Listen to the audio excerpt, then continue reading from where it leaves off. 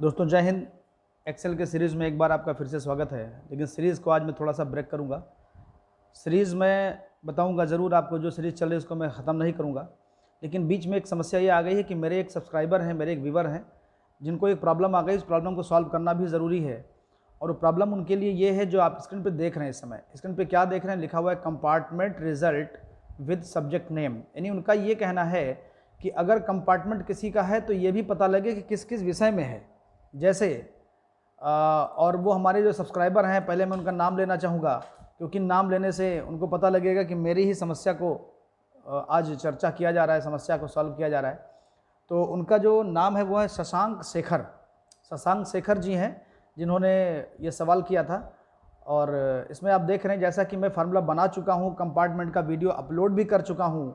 लेकिन उसी के आगे कड़ी में उनका सवाल था, तो उस कंपार्टमेंट का रिजल्ट बताने पे दोबारा टाइम नहीं ख़राब करूँगा। इसको आप देख सकते हैं वीडियो में जाकर के, चैनल पे जाकर के।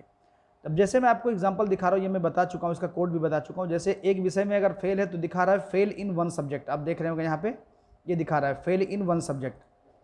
अगर मैं यहाँ पे 2 में कर देता हूँ तो 2 में दिखा रहा है, मैं 3 में कर देता हूँ तो 3 में दिखा रहा है। सवाल उनका ये था कि अगर वो बंदा फेल है, जिसमें भी फेल हो, उस सब्जेक्ट का वो नाम दिखा दे। जैसे 3 विषय में फेल है तो 3 किस किस में फेल है। अब जैसे आप देख रहे हैं कि हिंदी में 0 है, इंग्लिश में 5 है, 5, और साइंस में 4 है। तो उनका कॉन्सेप्ट ये था कि हिंदी का नाम दिखा दे, इंग्लिश का नाम दिखा दे और साइंस का नाम दिखा दे। इसी के कड़ी में मैं आपको आज फार्मूला रेडी करके दिखाऊंगा कि जिसमें आपको ये पता लग सके कि जिस विषय में नंबर कम है उसका नाम भी कैसे आएगा। आइए शुरू करते हैं। सवाल आप लोगों को समझ में आ गया होगा। तो अब इस तरीके से आप देख रहे हैं, मैं इनको फिलहाल अभी पास कर दे रहा हूँ इस तरीके से, और ये ऐसे मैं कर दे रहा हूँ समझने के लिए। एक विषय में फेल है किसी में, ये अभी पास दिखा रहा है, लेकिन मैं ये चाह रहा हूँ कि आपको पता लग जाए।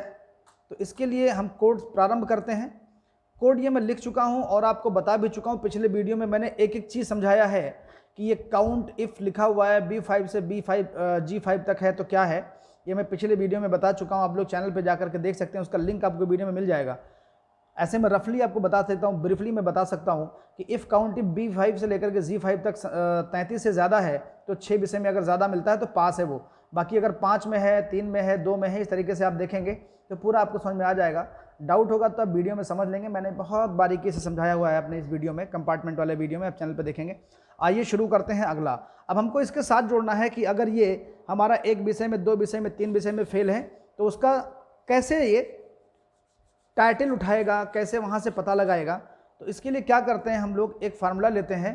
फार्मूला क्या है, और उस फार्मूले को इसको एंड के साथ जोड़ते हैं। एंड मतलब होता है, ये एंड लगानेंगे, एंड का मतलब कॉन्केटनेट होता है, दोनों को आपस में जोड़ने का काम करता है ये। तो लेंगे इफ़ और ब्रैकेट में लिखेंगे हमारा एक एक विषय करके लिखेंगे बी। अब देख रहे हैं बी कॉलम है ये आपका, मैं ये देख रहा हूँ बी है, और ये 5 नंबर सब्जेक्ट है B5। तो यहाँ मैं लिखूँगा B5 इज़ लेस दैन 33। अगर इससे कम है तो लिख दे हिंदी की, हिंदी में कम है, कॉमा। अभी मैं कॉमा दे रहा हूं क्यों, क्योंकि अगर नहीं कम है तो वहां पे ब्लैंक छोड़ दे। डबल इन्वर्टेड कॉमा मतलब ब्लैंक होता है ये, दोस्तों समझ लीजिएगा। अगर वो नहीं कम है तो वहां पे ब्लैंक छोड़ दे, वहां कुछ लिखने की जरूरत नहीं है। फिर फिर क्या करेगा वो, अगर वो ये चाहता है, अगर इस, अब देखिए मैं एक एक करके मैं आपको दिखा रहा हूं। यहां पे मैं आपको ऐसे कर दे रहा हूं बंद। ये देखिए आ तो गया। फॉल्स क्यों आ रहा है, फॉल्स इसलिए आ रहा है क्योंकि वो फेल नहीं है। अगर फेल होगा, मैं फेल करता हूं, यहां पे मैंने कर दिया इसको 2 नंबर या 22 नंबर। देखिए अब हिंदी आ गया इसके साथ जुड़ करके। लेकिन अगर इसका टाइटल हिंदी बदल रहे हैं या कुछ और कर रहे हैं, इसको हम लिखते हैं भाषा। भाषा मैंने लिख दिया, तो आप देखिए भाषा आपने लिख दिया, लेकिन भाषा यहाँ नहीं बदला, यहाँ हिंदी लिखा हुआ है। तो ऐसा कुछ कर देते हैं कि यहाँ जब आप भाषा लिखें तो यहाँ पे हिंदी हो जाए, हिंदी बदल के भाषा हो जाए। तो आइए कुछ करते हैं, क्या है वो, इसको देखते हैं। यहाँ पर हम इसको लेंगे सीधे सीधे, जिसमें लिखा हुआ है टाइटल उसको हम ले लेंगे नाम ही वहाँ से। जैसे भाषा हमारा लिखा हुआ है B4 में, यहाँ कॉमा B4। ये देखिए अब भाषा आ गया दोस्तों, आपको दिख रहा होगा। अब ये भाषा आ गया। अब यहाँ पे अगर मैं इसको बदलता हूँ, हिंदी करता हूँ, मान लिया मैंने कर दिया यहाँ पे हिंदी, तो वहाँ भी देखिए हिंदी हो जा रहा है। तो इस तरीके से सीधे सेल एड्रेस लीजिए, लेकिन जो सब्जेक्ट के साथ ये मिला हुआ है इसको थोड़ा सा गैप कर देते हैं। गैप कैसे करेंगे, यहाँ पर हम एक एंड साइन और लगाएंगे और बीच में एक स्पेस दे देंगे, इसको स्पेस देने को बोलते हैं। अब देखिए थोड़ा सा गैप हो गया होगा, ये देखिए हिंदी और सब्जेक्ट में गैप हो गया। अब इस तरीके से अब एक और देते हैं, इसी तरीके से इसको फिर से लेते हैं हम, इंग्लिश के लिए भी लेंगे, मैथ के लिए भी लेंगे, साइंस के लिए भी लेंगे, सबके लिए लेंगे। तो इसको यहाँ से पूरा पूरा ऐसे कॉपी कर लेंगे। अगर डाउट है तो आप बताइएगा, फिर हम यहाँ पे लिखेंगे यही चीज़ कॉपी करके, और बी के जगह पे अब हो जाएगा सी हमारा। क्यों? क्योंकि इंग्लिश वाला सी कॉलम है और यहाँ पर सी के लिए हमारा ये C4 हो जाएगा। तो C4 में हमारा देखिए इंग्लिश का हेडिंग उठ जाएगा। तो ये हमारा इस तरीके चलता जाएगा। अब ये देखिए फॉल्स आ रहा है। फॉल्स क्यों आ रहा है? क्योंकि हमने यहाँ पे ब्लैंक नहीं दिया है। अब ब्लैंक अगर करना है कि अगर वो चीज़ हमारा पास है तो उसको ब्लैंक ले ले, तो हिंदी वाले में हमने ब्लैंक कर दिया और ऐसे इंग्लिश वाले में भी हम ब्लैंक कर देंगे कॉमा, कि अगर नहीं कम है तो उसके जगह पे ब्लैंक कर दिए, ये ब्लैंक कर दे। क्योंकि इफ़ का आपने देखा होगा मेरे वीडियोस में, हम अभी इफ़ का सीरीज़ में पूरा शुरू करूँगा फिर से, जिसमें आपको सारी चीज़ों को क्लियर कराऊंगा। लेकिन ये पर्टिकुलर जो समस्या मैं सॉल्व कर रहा हूँ ये हमारे शशांक शेखर जी के लिए है, और वो चैनल से इतना प्यार करते हैं कि मैं उसको इग्नोर नहीं कर पाया और ये वीडियो मुझे देना पड़ा उनके लिए। कॉमा करके मैं फिर से लिखता हूँ, ये ब्लैंक कॉमा, कॉमा नहीं एंड, और ये बीच में ब्लैंक, डबल इन्वर्टेड कॉमा लगाते हैं मतलब ब्लैंक, और फिर एंड लगाएंगे और ब्रैकेट लगा इफ़ लिखेंगे, और वही चीज़ ब्रैकेट। अब हम लिखेंगे मैथ के लिए डी, हमारा D5 is less than 33, comma अगर ऐसा है तो हमारा मैथ का है D4, तो D4 उठ जाएगा। और अगर नहीं उठना है, नहीं कम है, तो ब्लैंक छोड़ दे, वहाँ पे कुछ ना लिखे, हिंदी मैथ कुछ ना लिखे। दोस्तों कहीं गलत हो गया था, क्लिक हो गया था, ये ऐसा हो गया। अब फिर आप दोबारा, अब इसको मैं आपको कॉपी कर ले रहा हूँ, मैं बार बार लिखूंगा तो बहुत टाइम लगेगा दोस्तों। ऐसे मैं कॉपी करके यहाँ पर मैं एक एक करके आपको कर दे रहा हूँ। अब ये आएगा तो ये हमारा डी के बजाय ई हो जाएगा, ई हो जाएगा, और हमारा ये भी ई हो जाएगा, क्योंकि ई कॉलम में है तो ई ही चलेगा, E4 हो जाएगा। ऐसे हम मतलब 5 को चेक करेगा और 4 को प्रिंट करेगा, फिर पेस्ट करेंगे। ई के बाद F के लिए भी वही चीज़ करेंगे, इसको F5 करेंगे, और ये हमारा ये भी हमारा F हो जाएगा। बहुत इजी है, इसलिए मैं ज़्यादा टाइम नहीं ले रहा हूँ आपको बताने के लिए। इतना इजी है कि मैं कल्पना भी नहीं कर सकता। थोड़ा बड़ा दिखता ज़रूर है, लेकिन बड़े के चक्कर में आप परेशान मत हो जाइएगा। बड़ा तो नॉर्मल चीज़ है, फार्मूला ज़्यादा लगेगा तो बड़ा लगेगा, कोई कॉन्सेप्ट वाली बात इसमें बहुत ज़्यादा नहीं है। अब ये देखिए, अब यह बंदा क्या है कि बंदा जहाँ पे ज़्यादा स्पेस मैंने कर दिया वहाँ ज़्यादा दिखा रहा होगा, अब उसको एडजस्ट कर लीजिएगा। ये चीज़ यहाँ पे 2 विषय में फेल है, हिंदी और साइंस में। अब अगर मैं देखिए, आप देख सकते हैं यहाँ पर ये हिंदी और साइंस में फेल है, मैं यहाँ पे पास कर दे रहा हूँ हिंदी में इसको, तो केवल साइंस दिखा रहा है वो, 1 सब्जेक्ट, फेल इन 1 सब्जेक्ट। साइंस कहाँ पर लिखा हुआ है बंधु? साइंस हमारा लिखा हुआ है ये ई वाले में, तो ई हमारा ये है, यहाँ पर स्पेस ज़्यादा ले रहा है, तो आप इसको एडजस्ट कर सकते हैं अपने हिसाब से देख करके, और ये कोई बहुत बड़ा कॉन्सेप्ट प्रॉब्लम नहीं है। अब देखिए मैं यहाँ पर हिंदी में फेल किया, इसको मान लो तो हिंदी भी साथ में इंक्लूड हो गया। मैं यहाँ पे इंग्लिश में फेल किया तो इंग्लिश भी ले लिया साथ में, हिंदी इंग्लिश ले लिया। अभी मैं यहाँ पे साइंस में पास कर दे रहा हूँ तो साइंस हटा देगा। मैं यहाँ पे SST में उसको फेल कर दे रहा हूँ तो SST भी साथ में ले लेगा।